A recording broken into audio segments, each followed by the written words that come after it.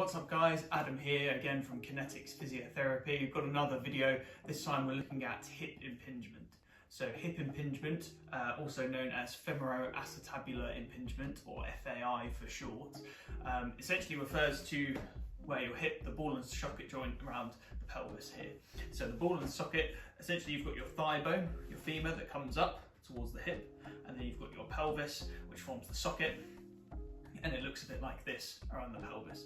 And essentially, if we were to x-ray that hip, if you have FAI or hip impingement, essentially there might be a bit of extra bone growth either on the cup of the socket or on the top of what's called the head of the femur, the top of the thigh bone there. And then those two bits, or you might have a bit of extra bone growth on both. And that can sort of cause catching and a pinching type feeling right in the groin often. And it can be really, really uncomfortable. What I'll do is, sort of rather than gesturing just like this, so you can get a better idea, I'll try and see if I can put a picture somewhere on the screen to give you a better idea. There's essentially three different types of hip impingement. There's what you call the cam deformity, which is essentially a bit of extra bone growth on the femur. You've got the pincer deformity, which is a bit more bone growth on the cup, in the hip, on the pelvis there, which can cause that catching. And then you've got the combined, which is essentially a bit of both, where you've got a bit of extra bone growth on the femur, and you've got a bit of extra bone growth in the pelvis, and those two bits of bone can catch together and pinch together, and it can be quite uncomfortable. And you often find that it's quite uncomfortable. Most people that get it are early adults. Usually they're quite active, especially when they're growing up. Unfortunately, if you do a lot of multi-directional sports when you're a teenager or when you're a kid, growing up, it can increase your chances of developing it. And in later life, and it often comes out when you're sort of in your mid to late 20s, 30s, and if you're still active. That's when you generally find that it's quite sore. So things to avoid doing when you have FAI or you suspect that you have FAI is looking at excessive hip flexion, which is essentially bringing that knee up towards the chest. Because if I sit sideways, we're looking at the angle around here, and if I bring my knee up towards my chest, this angle gets smaller, and that's called hip flexion. Whether I have the knee straight or not is irrelevant. I can't have the knee straight because my hamstrings aren't sort of flexible enough, but essentially the further the knee is up towards the chest, the smaller this angle here. If I lean back, it would increase the angle, but that causes those two bits of bone to potentially pinch together. So if it's an irritated hip impingement or FAI, it just further irritates it. So you often find stuff like deep squatting is quite uncomfortable, deep lunging as well. Sometimes people argue that box jumps, can be quite irritating for it, but that's only if they're high. So essentially you're landing in a deep squat position, that can be quite sore, and we're just trying to avoid that. The only other thing that's sort of non-weight bearing that can be sore is looking at like a straight leg raise exercise where you're laying down and lifting the leg up, just because you can go through and you can feel this sort of catching and clicking type sensation, which is those two bones catching, which again isn't particularly comfortable usually, especially if it's irritated. So if you think that you have hip impingement or FAI, definitely go and speak to the GP, doctor or a physiotherapist to make sure that they can assess you and make sure that is the problem that's going on, and then they can go through some exercises with you, some of which we'll look at today. As always with all these videos, go and see somebody before you start doing any exercises. Go and see a physio, go and see your GP or doctor, just to make sure that everything's okay and you're safe to do these exercises and it's not going to aggravate it further. So we're going to look at 3 or 4 exercises today that can really help with hip impingement. So when we're looking at hip impingement, we're looking at mostly the muscles in the abdominal muscles, and also sort of around the hip as well to support that area. And always sometimes you can change the position so those bones don't catch as much with strengthening exercises. So all of them will involve laying down. So I lay on my back here. So the first one that we'll look at is a pelvic tilt, which I have covered in a couple of previous videos, but we'll look at it again today. Essentially what you want to do is imagine you're trying to squash your lower back against the bed here, or the floor in my case. So what you want to do is have your knees bent, feet flat on the floor, roughly sort of shoulder width apart, and then you can put your hands underneath here if you want to for a bit of guidance to start with, but it's not essential. But essentially there's usually a bit of a gap underneath the lower back here. And what I want you to try and do is squash that lower back there and really push it into the bed. And if you watch me do it, I'll do it again. And this time I want you to watch my pelvis here. You should see it start to lift. So if I squash my hands here, you get that lift of the pelvis here. Not an enormous lift, but it's tilting the pelvis as we engage those abdominal muscles. And you can try it without the hands, and you can have the hands by your side. I'll put them across my chest so you can see what's going on. But essentially you want to squash the lower back, the pelvis will tilt. Hold that for a second and then come back. That's the first, most basic exercise to help. And it should be pretty pain-free. And for a lot of people, quite straightforward. So if you want to progress that a bit further, you can have your hands across your chest, squash that lower back into the bed, keep that pressure on, and then lift. Imagine you're lifting up towards the ceiling rather than a crunch.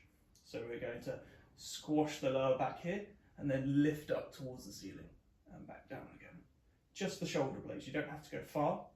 Just squash the lower back and lift the shoulder blades up and back down again. Okay. That's sort of exercise number one. Number two, again, I've covered in a previous video, we're going to look at a bridge. So it's a very similar starting position, feet shoulder width apart, knees bent and your feet flat on the bed or on the floor. You're going to go into that pelvic tilt to start with, so you're going to squash that lower back, and that pelvis starts to lift, and you essentially follow it through, lifting off the bed or the floor, vertebra by vertebra. Make sure you don't overextend, we don't want to be in this position, just coming up so that there's a straight line from your shoulders all the way down to your knees. Hold that position, and then roll back down vertebra by vertebra.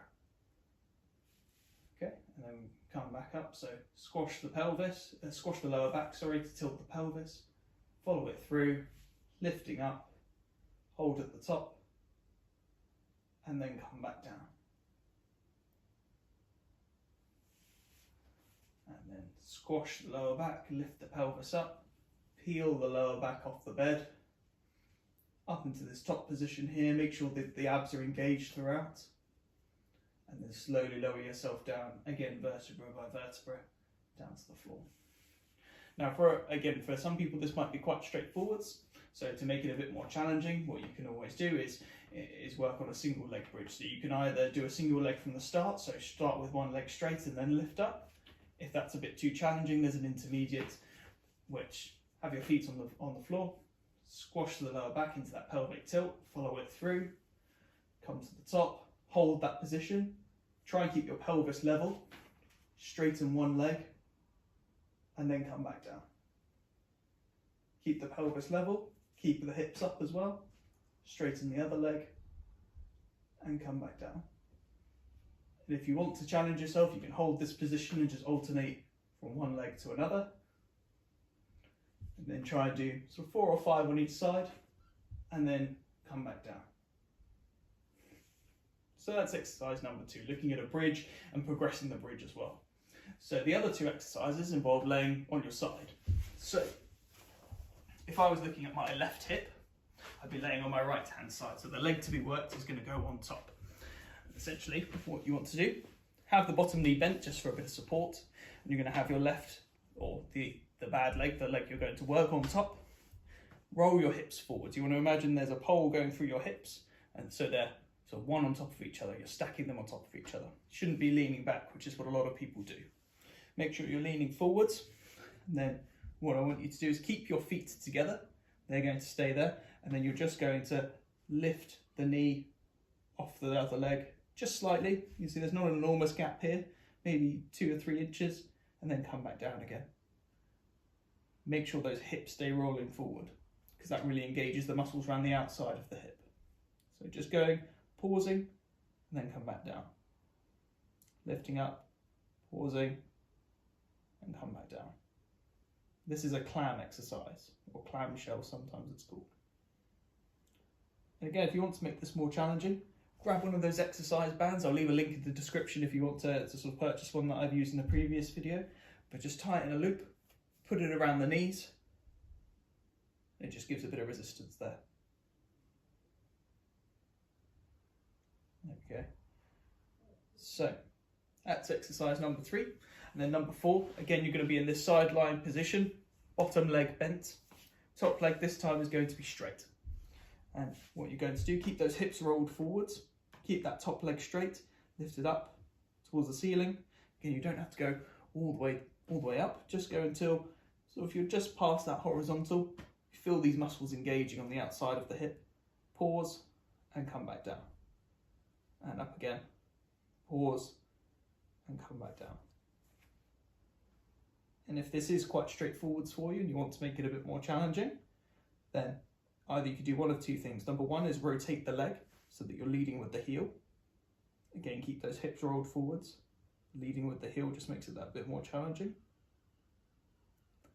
Or what you can do is, if you really want to challenge yourself, keep the hips rolled forwards, but bring the leg back.